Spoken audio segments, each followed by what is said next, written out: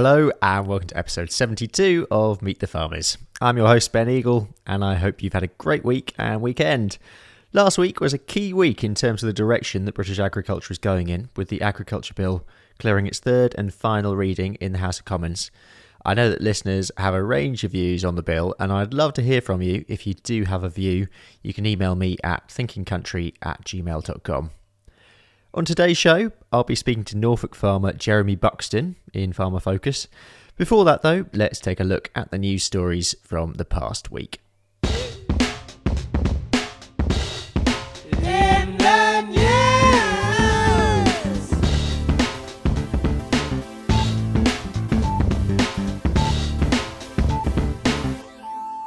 In the news this week, as mentioned at the beginning of the show, the Agriculture Bill cleared its third and final reading in the House of Commons, and it now passes for scrutiny in the House of Lords for the next stage. The bill is all part of the move towards a system of public money for public goods, which will place greater emphasis on improving the state of the natural environment and a focus on animal welfare. A lot of farmers have been calling for food production itself to be a public good, but we'll wait to see what the details are later. The current system of payments, the Basic Payment Scheme, is based on land area, and this system will be phased out over the next 7 years, starting in 2021. Recent changes in the lockdown guidelines in England mean that households can now drive to outdoor open spaces no matter the distance, although social distancing must still be maintained. The advice in Scotland and Wales is still to stay at home unless travel is essential. However, there's been some uneasiness from some in the countryside who are still urging people to stay away. The Chief Executive of the Lake District National Park Authority, Richard Leaf, has urged people not to visit Cumbria, for example, which has one of the highest rates of the virus. The dairy sector managed to reduce milk production in April by an estimated 23 million litres, according to the HGB. In Wales, dairy farmers who have lost more than 25% of their income in April and May will be entitled to up to £10,000 to cover 70% of their lost income, which aligns them with the English package from DEFRA.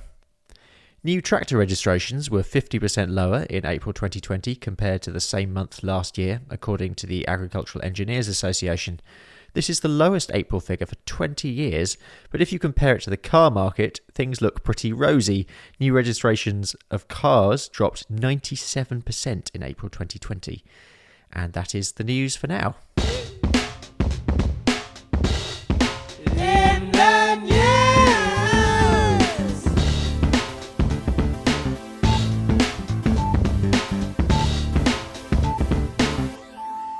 It's now time for Farmer Focus, and this week I'm speaking to Norfolk farmer and former EuroSport TV presenter Jeremy Buxton. It's Farmer Focus. Today on Farmer Focus, I'm with Jeremy Buxton, who's a Norfolk-based farmer who has a pretty unique background for the farming industry. He speaks French. He's interviewed some of the top sporting heroes of our time and has lived in Paris, but his farming heritage enticed him back to mid-Norfolk and his family business, Eves Hill Farm, which is now a diversified arable farm with some Herefords and a campsite. Jeremy, thanks so much for coming on the show. We've tried so many times to fix this, and I'm really glad we finally got there. Yeah, no, Ben, thank you. It's an absolute pleasure to be with you this evening, albeit in slightly unusual circumstances. Yeah, I mean, before we started recording, you told me that you're actually quite enjoying lockdown at the moment. Yeah, I am. I know. I've said it to quite a few people. I don't know whether I should feel guilty for saying it, but it's just quite nice to sort of slow down, take more time over things, appreciate things more, almost reset on a personal level. And it's just quieter roads, less people about. As I said to you earlier, I think if we could still see family and friends, like lockdown every 4 or 5 years being enforced, I wouldn't be against it. Allow Mother Nature to reset, and let's all just take some time out to reset and reevaluate and go again. Yeah. And how's Norfolk been affected? Because down in here in Essex, I remember sort of looking up, and you took quite a while for some reason. I think Norfolk was the last county in England to actually get a case of corona. Yeah, I know. It's well, it's probably because we're out on a limb here, and Norfolk being Norfolk, not many people come to Norfolk. It's hard to get to. So, and as with COVID-19, it sort of hit us last. But I mean, there have been cases. It's strange because people ask you if you know of anyone. I don't actually know of anyone who's been affected or Nor do I. or worse. But I know the hospitals have been busy, and of course, all the key workers and the NHS staff have been doing a fantastic job. I think the Norfolk and Norwich Hospital is working a little bit like the new hospital in London. They've got extra beds and everything, so is a real focal point within East Anglia for coronavirus. But yeah, I mean, it's here, and Norfolk's coping and doing what it can to get over it. Yeah. Tell me a bit about the farm. Let's introduce the farm. What's your main cropping? What's the size? What are your soils? That kind of thing. Okay, so we farm when I arrived back on the farm 7 years ago. It was just a small family farm, 100 hectares, grassland, mostly arable. At that time, we were cropping winter barley, winter wheat, and oilseed rape. Things have changed a little bit since then. I introduced a herd of pedigree Hereford cattle just to make use of our existing permanent pasture. Since then, we've taken on another 140 acres of grassland from a neighbour as the herd increases, and we've started another commercial herd alongside the pedigree herd. And our cropping, I'm just sort of tinkering with it and playing with it as I'm on this steep learning curve in farming. So at the moment, oilseed rape, we've just drilled our maize, and we've still got winter wheat. Winter wheat is always going to be with us. It's just trying to get this sort of balance between the livestock and the arable and getting it to work, and also in the manner that I want to farm as well, which is very much sort of, sustainable is a word that's thrown around a lot, but sort of regenerative farming and making sure that we've got something in the soil all the time, and really focusing on soil health and things like that. So as I said, I'm a bit of a tinkerer. I'm sort of tinkering, trying to find the right thing to get all the sort of get everything aligned and working as well as it can together. So yeah, it's a small family farm, 100 hectares with some rental stuff. So taking us up to about 450 acres basically, and then we've got the add-ons, the sort of nessifications as I call them for a family farm. I introduced a camping site. We're now moving into glamping. Yep. We've got planning permission for a farm shop and a tea room, which is going to happen in the near future. And then we've also created a company called the Norfolk Beef Company, and we actually sell all our beef directly off the farm. And that's a real area of growth. That's what I'm sort of doing at the moment. I mean, thanks to lockdown, I've had more time to really sort of step back and look at our areas of growth and what directions we can go in. And I think the tourism and the livestock areas that we can really focus on, and without obtaining more land, be it purchasing or renting, that those are the areas that we can grow with the current sort of land that we have. That's a good brand name, Norfolk Beef. I'm surprised that wasn't taken before. Yeah, I know. So was I. And it is good, actually. And a number of people have asked me if they could have it, actually. And I'm like, no, you can't. But it's lucky because I think Eves Hill Farmers, actually, we're really trying to develop that as a brand as well. I mean, coming from my business background before I came back to farming, I'm acutely aware of the importance of branding, marketing, and PR and things like that. So, yeah, Eves Hill Farm, is the home of the Norfolk Beef Company. So we feel like we've got two good, strong brands that we're working with there. Yeah. Have you always been a francophile? Because I know you speak French. I'm interested where that influence came from. I guess as a family, we holidayed in France a little bit when I was young, but I didn't really pay much attention then. I think it was just through my education. I had a really sort of inspirational French teacher when I was doing my GCSEs, and I really enjoyed the French lessons, and thus took to it quite easily. So continued through my A levels, then through to university. French was a big part of my degree. Yeah, so you studied international business with modern languages? Yeah, with modern languages, French and Spanish, but let's not talk about the Spanish. I can barely order a beer, to be honest with you. But all my focus has been on the French, and that's what took me to France for 12 years, basically. Yeah, and is that rather roundabout route that then took you into EuroSport? Yeah, exactly. Well, it was just total luck, being in the right place at the right time, you know, no sort of preconceived plan or anything. It was, a lot of people tell me I always fall on my feet, and I think it was a case of that. I was just, you know, but equally, you know, had the gumption to try things and apply for work experience and jobs when the opportunities came up, and just basically rolled with it and blagged my way into quite a peachy job. I mean, tell me about that career progression, I suppose, as from your early days, and how you eventually ended up in front of the camera. Because I think I read somewhere that that definitely wasn't part of the plan. No, certainly not. It was, well, I started off doing a year's work experience whilst I was at university, and it went fantastically well.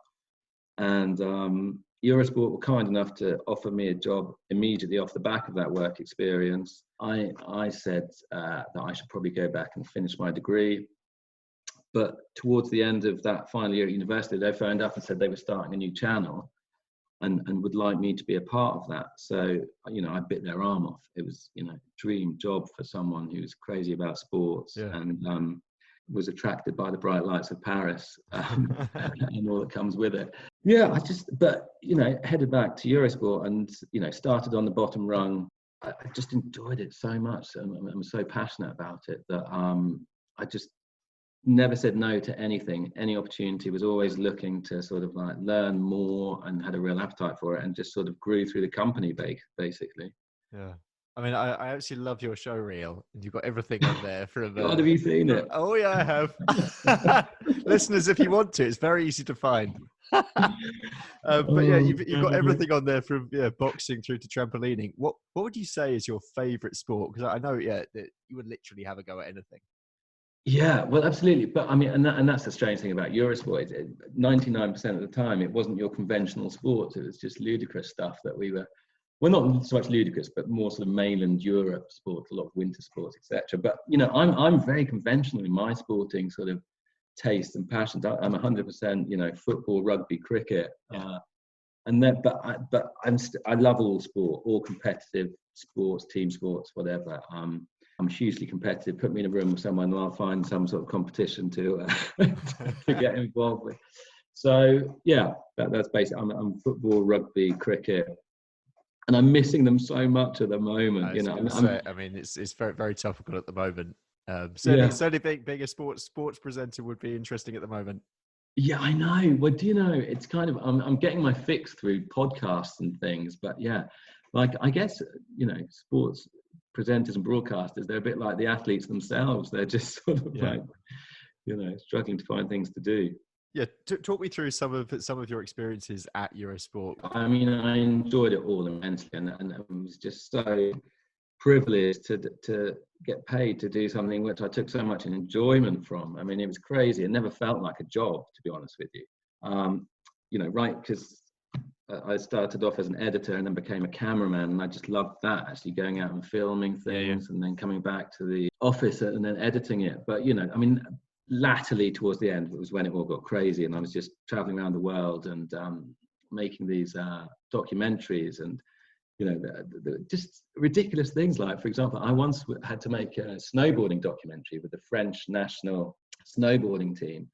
And I'm very much, you know, I enjoy my winter sports and very much a tourist on a snowboard, basically. I can snowboard a bit. But, I got teamed up with the French national snowboard team and had to snowboard with them. And as part of that, I had to the border cross. Do you know what the border cross, where they have a race with snowboarders side by side, and it's you know, through half pipes and crazy jumps. And so I teamed up with the French team before their national championships, and they said, "Do you want to have a go with me?" And I was like, "Oh God, well, yeah, this is going to make fantastic television, but you know, I'm absolutely bricking it." But I didn't want to lose face. My producer and the camera team were just saying, "You've got to do this. This is going to be amazing."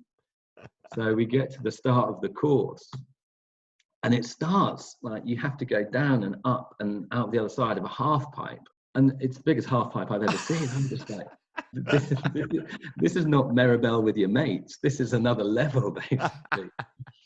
So you know, one by one, they dropped in and stopped on a little ledge on the other side, and which made it worse because they were all watching me. Looked back at me expectantly. I don't know whether someone had bigged me up and said, you know, this guy is, he's handled it. And I was just like, oh, Jesus. So I just thought, you know, it was literally 1, 2, 3, here goes nothing. And I dropped into this half pipe. And, you know, this all happened in a matter of nanoseconds, but my board caught an edge somehow, flipped up over my head, and I'm whistling towards the French national snowboarding team with my newly sharpened edges of my snowboard, passing all of their throats, basically. I go through them all, and my arms waving around. I managed, or for some reason, grab the legs of one of these snowboarders and took him with me in a massive snowball down, you know, like 100 meters down this course. And we stopped, and he stood up and just went absolutely ballistic at me. And I just wanted to crawl into a hole. And if that wasn't bad enough, there was like a crowd of about 300 people who had gathered because it was the French national team. And I looked up, and people were just staring at me, open-mouthed, either that or laughing hysterically. I would have wanted the world to just swallow me alive. Oh my God, it was a horrible moment, Ben. It was just, but those were the kind of crazy scrapes I got into, you know. It was just, like I said, stupidly, I never said no to anything. Yeah. Now, you also went through a bit of a difficult period when it comes to your mental health, something that you and I have shared. Do you mind telling us a bit about that time? No, not at all. I first had a bit of a sort of a low period when I was in Paris, and that sort of really, you know, made me aware of what mental health was really. I was quite, it's weird because I was quite isolated at the time. When I was living in a city and I was very busy with work, a lot of my close friends had left Paris because it's a very transient city, people come and go. And I was just throwing myself into my work, and I didn't have much of a social life. So I wasn't saying, you know, I was just basically, and I just got on this really sort of bad routine of working and going back to my flat and not doing anything. And just, you know, if I wasn't working, I was just in at my flat, and it was just bad habits and basically not looking after myself, not sleeping correctly, and just not living a very healthy life. And it just all got too much basically. And how old were you roughly then? I guess I was in my mid-30s. Okay. Yeah. Mid-30s. And to be honest, at first I had no clue what was going on. I was with a friend, and I just sort of broke down with him, and he said, listen, mate, you're suffering from, you know, some mental health, you know, depression or something or whatever.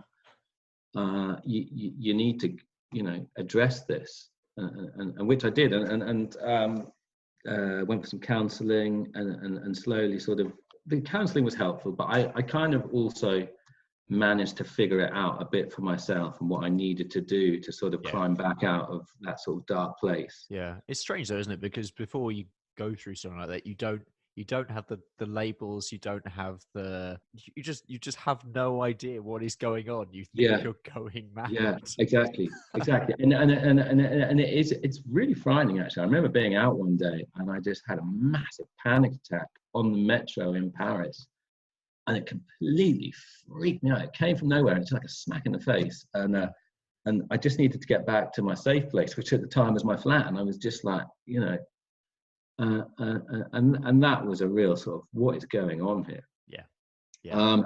But you know, and as you know, I mean, once I kind of realized what was going on, you know, I reached out to friends, family, and you know, managed to sort of piece it back together. So that was the first time. And then when I got back to England, it sort of crept up on me again. And it's one of those things, it does just creep up on you. And if you're not careful, you can get sucked back into a fairly nasty place.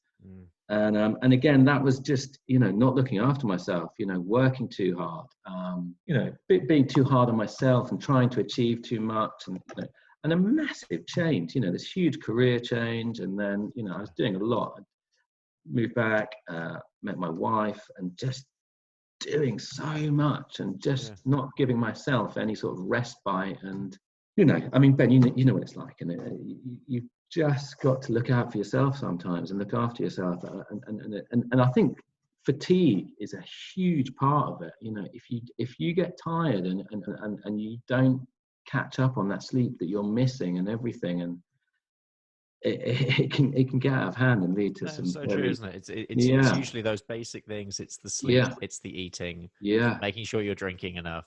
yeah. It's just those, yeah, just and just whatever your routine works for you, just keep you on doing those things, and that tends to be okay. Yeah, exactly. And I do, when I use work as kind of a bit of a crutch in some ways, it's also, I mean, I've got such a ridiculously active mind, you know, and I'm always thinking and crazy ideas and what I want to do. You know, sometimes I just have to slow that down. And sometimes it's using work lately. I mean, it's things like podcasts that have been a real godsend, actually, just to move me away from that, you know, motorway of thought that is just non-stop. With experience and whatever, I can also spot the telltale signs if I'm sort of feel like I'm on a bit of a downhill trajectory, and I can just sort of put the brakes on and say, whoa, you know, let's have a few early nights, just back off a bit, and take control a bit more. But in a weird sort of way, do you think that time sort of set the scene for you to come back to Norfolk? Do you think you would have done otherwise, or as soon at the same time? I think it was definitely the catalyst for you know, a change, and one of the reasons for coming back, you know, the fact that you know, I didn't go to Paris with the intention of staying there forever, so you know, that was a push. But I did actually intend to come back to England and continue in working in television and broadcasting. Okay. But you know, coming back to Norfolk sort of got its claws into me, and I love Norfolk dearly, and then a lot of sort of sentimentality about the family farm and what's going to happen to that, and a new challenge as well, actually, and something different. So those were the sort of reasons why I ended up back on the farm in Norfolk. So what did the business look like when you came back around about that time? So my parents were running the farm and doing a great job, but they were sort of, you know, had reached a point where they were running the farm down, so to speak. They didn't have anyone that was going to take it over. Yep. They were sort of, wow, what are we going to do with this? So they were using a lot of contractors, and you know, my dad was approaching his 70s, so he was finding, you know, the easiest ways for him to keep the farm going. But you know, obviously he physically wasn't as capable as he used to be, so it was just sort of slowing down. And then, like a bolt out of the blue, I came back and said, "Hello, guys. How do you feel about me getting involved?" And they were gracious enough to sort of allow me to become a partner in the farm. We had no cattle on the farm then. It was, you know, just the arable cropping, the three crop rotation. There were no diversifications. So yeah, I started there, and we've sort of grown and moved forward on this steep learning curve from there, basically. Yeah. I mean, clearly bringing cattle back on the place, which was one of your first actions, that was quite key, wasn't it? Well, yeah, it was. And do you know, one of the first things I did when I came back is a friend recommended that I go to the Real Farming Conference in Oxford.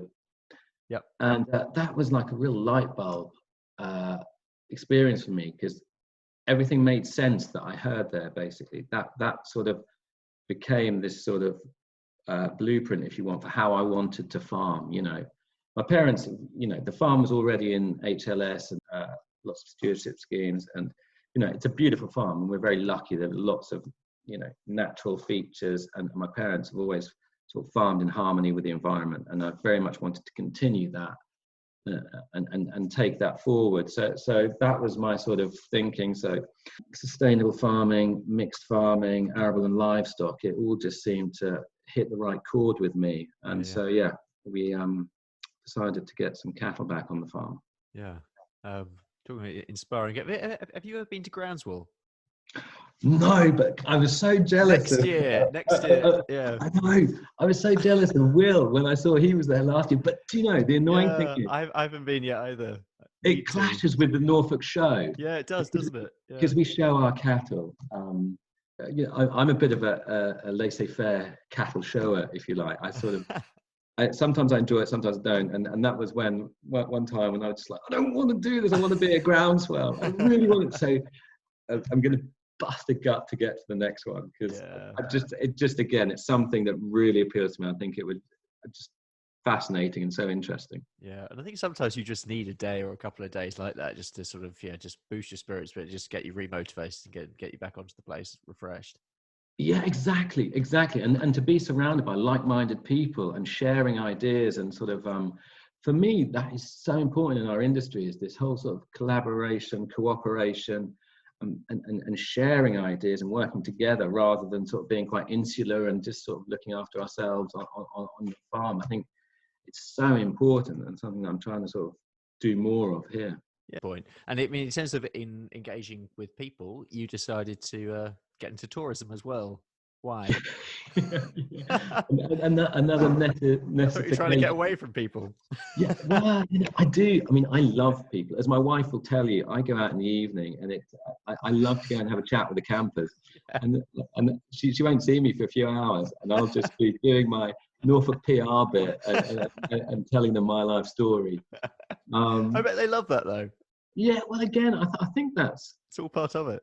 Well, it is, and it's selling your story, and it's customer service, and it's just sort of, and this is, another thing that I'm grateful for my business background is being able to bring these things that I'm very aware of to what we're doing now, and the importance of all of these things.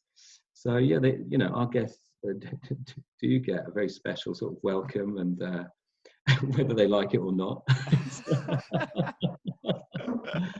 But and so far, the camping is working really well, actually, and we're really pleased with it. And I really enjoy having people on the farm, because again, it's an opportunity to show people what British farming is and how it works, and another opportunity to break down these myths and things, and educate people. And people are so receptive to learning about farming and how it's done, and how beef and all of their food is produced, and they really soak it up like a sponge. If you spend the time with them, they will just lap it up. Yeah. Do you reckon you'll be opening at all this year? You hopeful? Good question. I don't know. I mean, it's an impossible question, really, isn't it? It is. We live in hope. We've been mowing the campsite today, actually. We're sort of like, well, we're all ready to go. So we're ready. It's just when people are ready to come to us. But we can't wait to get going again. And this year we're starting a new glamping venture with Bell Tents. So, well, I hope we are. We've got the Bell Tents. It's just whether we can get them going. But it's such a challenge, isn't it? It's just one of those things. And I think, fortunately, the business is robust not to rely on that, and can cope without it. So it'll happen when it happens. Yeah. Well, Jerry, thanks so much for coming on the show. It's been an absolute pleasure having you on here. Ben, thank you so much. It's really great to speak to you, and look forward to coming down and visiting. And you must come and visit us up here when we move again. No, I will be straight up there. Honestly, I cannot wait to admit I love my county. Don't remember, I love the Essex coast, and I'm very, very proud of it. But I cannot wait to leave. It's Farmer Focus. Norfolk farmer Jeremy Buxton. And if you want to hear the full-length interview of that, head over to YouTube and search for Meet the Farmers podcast. Now, that's all we have time for this week, but thank you very much for listening. If you found the podcast on Twitter, it would be great if you can give the episode a retweet. And similarly, if you found it on Instagram, please add it to your story. That would be fantastic. And don't forget to subscribe on whatever platform you're listening, so you never miss another episode.